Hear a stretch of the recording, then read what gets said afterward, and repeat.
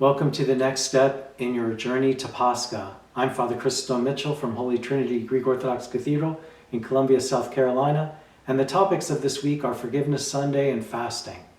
Forgiveness Sunday is the day before Great Lent begins. Great Lent is also known as the 40-day fast.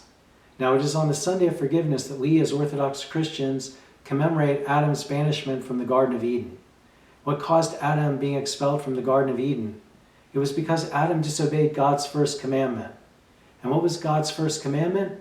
We find it in our Holy Bibles, specifically in the book of Genesis, the first book in the Holy Bible. God commanded Adam, "You are free to eat of all the trees in the garden, but the tree of knowledge of good and evil you are not to eat. For the day that you eat of that, you are doomed to die by death."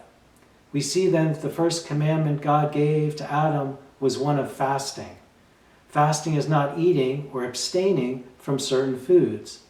In other words, God permitted Adam and Eve to eat from all the trees in the Garden of Eden except for one, the tree of the knowledge of good and evil. Adam and Eve were not able to keep the fast.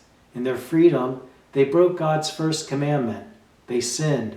Adam and Eve's transgression of God's commandment, not keeping the fast, caused their expulsion from paradise, corruption, and ultimately death. We inherit the transgression of Adam just because we were born into a world that is separated or fallen from God. Now, this does not mean that we are each personally guilty for Adam's sin. We are guilty for our own sins. When we examine ourselves, we see that we too also disobey God. We sin just as Adam and Eve sinned in paradise. The Holy Fathers of the Church established Forgiveness Sunday to remind Orthodox Christians, first, what life was like for humanity, for Adam and Eve, before the fall in the Garden of Eden. And it was a life full of bliss, joy, and peace. And second, what humanity has suffered due to gluttony, desire, and disobedience of Adam and Eve. And it is a life full of corruption, struggles, and death. Before we begin the 40-day fast of Great Lent, we have Forgiveness Sunday, a day in which we ask forgiveness from God for disobeying Him and His commandments. Then we ask forgiveness from others, our parents, our brothers, our sisters, our friends that we have sinned against. By seeking forgiveness from God and others, we can begin this fast period without any hostility or bitterness toward anyone. The Holy Fathers of the Church established this 40-day fast to show us how beneficial fasting is for us and how gluttony and disobedience are shameful and harmful for us.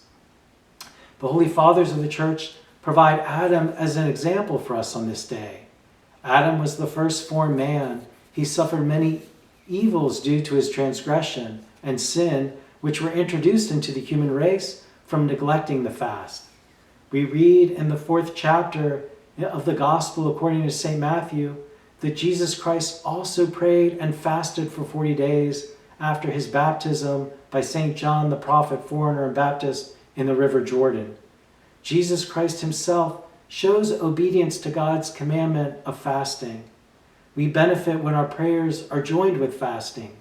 We keep this 40-day fast in order that we too might enjoy the incorruptibility that Adam lost. We are called to follow God's commandments. It is up to each of us to use our free will, our freedom, to freely follow God's commandments. Fasting helps us keep God's commandments so we can enter into God's kingdom. St. John Chrysostom said that fasting is to the soul what food is to the body. Just as food nourishes the body, so too does fasting strengthen the soul. And we desire to have our souls able to soar to God, to communicate with God when we pray. And what foods are we asked to abstain from eating? Our tradition has us to abstain from meat and dairy during this period, but you can speak to your priest or spiritual father for your individual guidance. May God bless, protect, and strengthen each of you and your families as we journey to Pascha.